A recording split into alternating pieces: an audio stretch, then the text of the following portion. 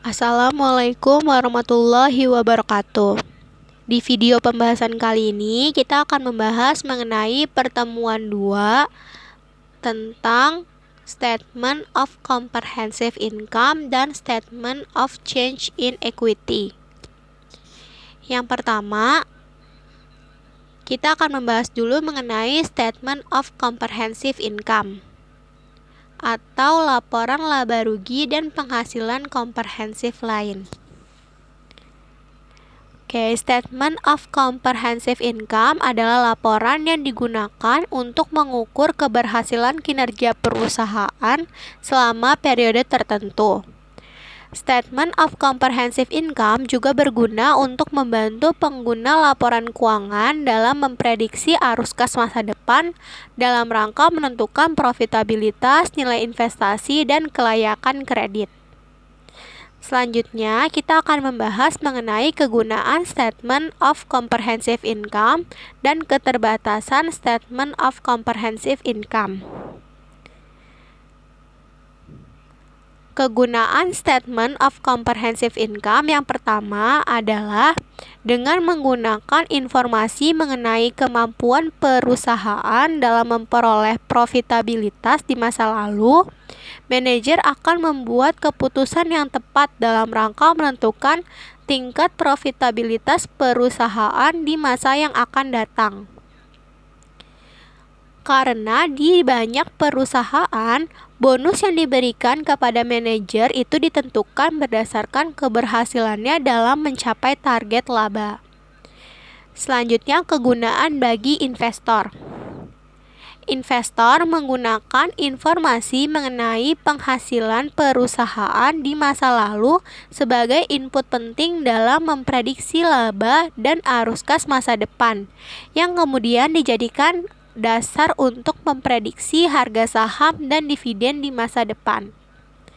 Yang ketiga adalah kegunaan bagi kreditor.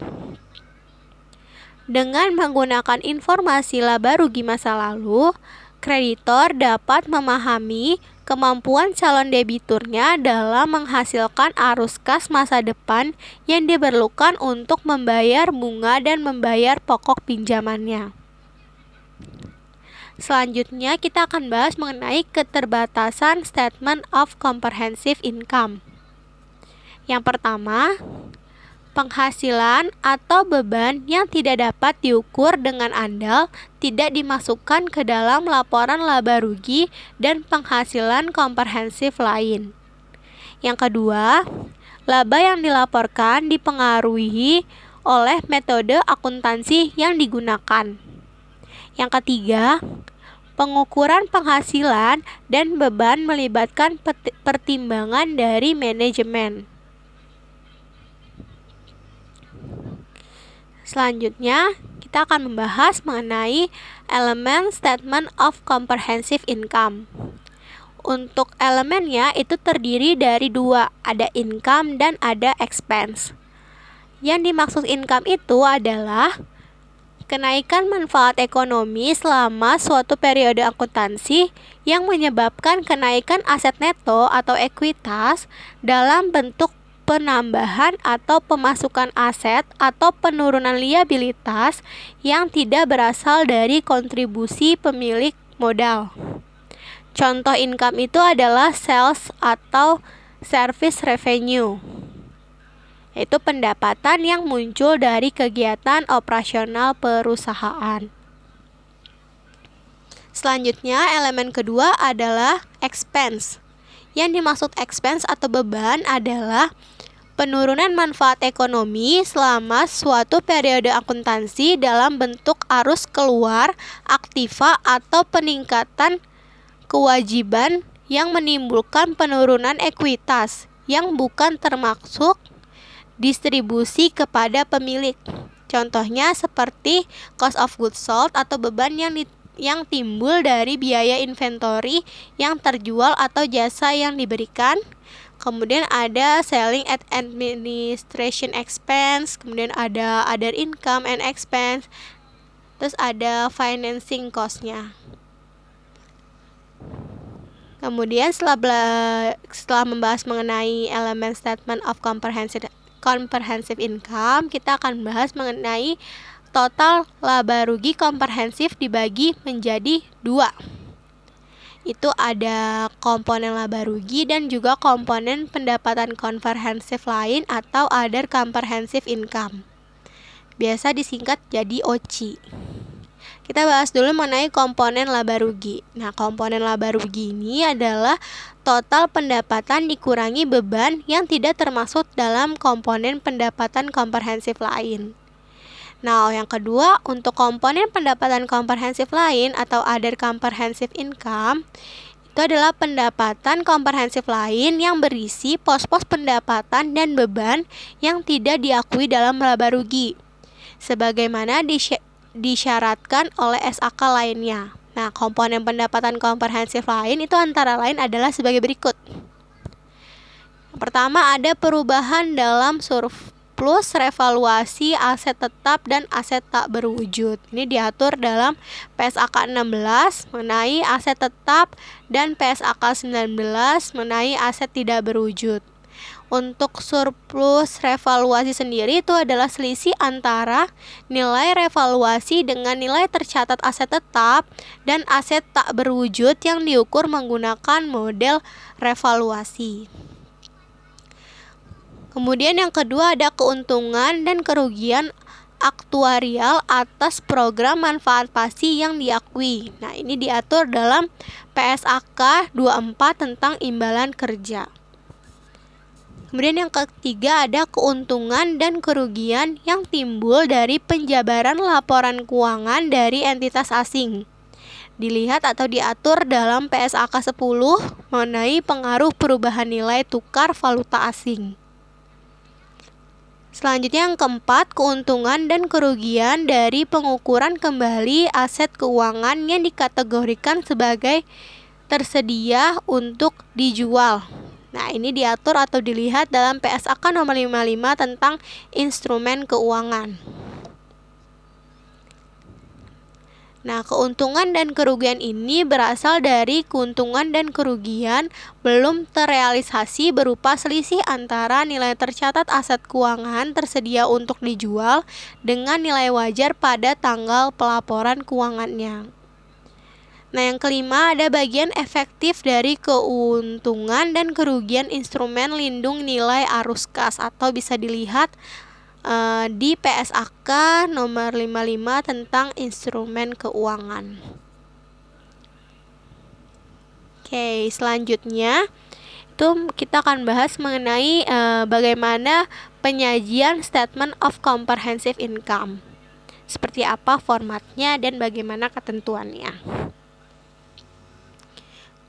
Nah, perusahaan dapat menyajikan seluruh komponen pendapatan komprehensif, pos penghasilan dan beban yang diakui dalam satu periode. Ini ada 2 ya cara penyajiannya. Yang pertama itu dalam bentuk satu laporan laba rugi dan penghasilan komprehensif lain. Nah, ini biasa disebut sebagai the single statement approach. Kemudian yang kedua dalam bentuk 2 laporan atau pendekatan 2 laporan yang biasa disebut sebagai the two statement approach atau bisa disebut juga dengan metode ganda atau dalam bentuk ganda. Kalau yang dalam bentuk ganda ini itu ada 2 komponen. Yang pertama ada laporan yang menunjukkan komponen laba rugi yaitu income statement. Dan yang kedua ada laporan yang dimulai dengan laba rugi dan menunjukkan komponen pendapatan komprehensif lain atau statement of comprehensive income. Oke, kita bahas dulu ketentuan dan seperti apa format dari penyajian laporannya. Kita bahas yang single approach dulu ya. Nah, pada statement of comprehensive income pendekatan satu laporan, maka penyajian laporan laba rugi, periode berjalan, dan pendapatan komprehensif lain periode berjalan disajikan dalam satu laporan laba rugi dan penghasilan komprehensif lain. Dalam PSAK 1 sendiri, penyajian laporan keuangan diatur mengenai pos minimum yang harus disajikan dalam laporan laba rugi komprehensif bentuk tunggal itu sebagai berikut. Yang pertama itu ada komponen pendapatan. Apa aja komponen pendapatan itu? Ada sales, dikurangi sales diskon, dan dikurangi sama sales return. Kemudian yang kedua ada financing cost, yaitu biaya pendanaan yang terpisah dari biaya operasi, contohnya seperti interest expense. Kemudian yang ketiga, ada bagian laba rugi dari entitas asosiasi atau ventura yang dicatat menggunakan metode ekuitas. Kemudian yang keempat ada income tax, yaitu pembebanan pajak oleh badan pemerintah dengan dasar pendapatan. Selanjutnya yang kelima, ada discontinued operation. Itu ada komponen dari suatu perusahaan yang telah dijual atau diklasifikasikan sebagai barang siap untuk dijual.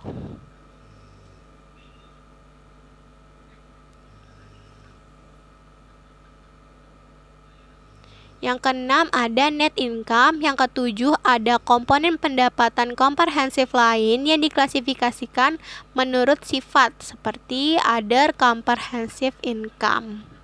Selanjutnya, bagian pendapatan komprehensif lain dan entitas asosiasi dan ventura yang dicatat dengan metode ekuitas. Tadi adalah bagian laba rugi, sekarang adalah bagian pendapatan komprehensifnya. Kemudian yang 9 itu adalah total comprehensive income-nya. Untuk formatnya itu seperti ini yang digambar. Ini formatnya ya. Oke, selanjutnya yang kedua kita bahas mengenai apa aja aturannya dan seperti apa formatnya statement of comprehensive income dengan pendekatan dua laporan. Di sini apabila perusahaan menyajikan dalam format laporan bentuk ganda, maka perusahaan menyiapkan dua laporan, yaitu income statement dan statement of comprehensive income. Nah, pos minimum yang harus disajikan dalam income statement itu ada revenue, financing cost, bagian laba atau rugi dari entitas asosiasi dan ventura yang menggunakan metode ekuitas, kemudian ada income tax, ada discontinued operation, net income, dan attributable net income, yaitu alokasi net income atau loss yang dibagi menjadi dua kelas. Yang pertama ada primary shareholders dan yang kedua ada kepemilikan saham minoritas. Untuk formatnya sendiri ini ada di gambar formatnya, format laporannya.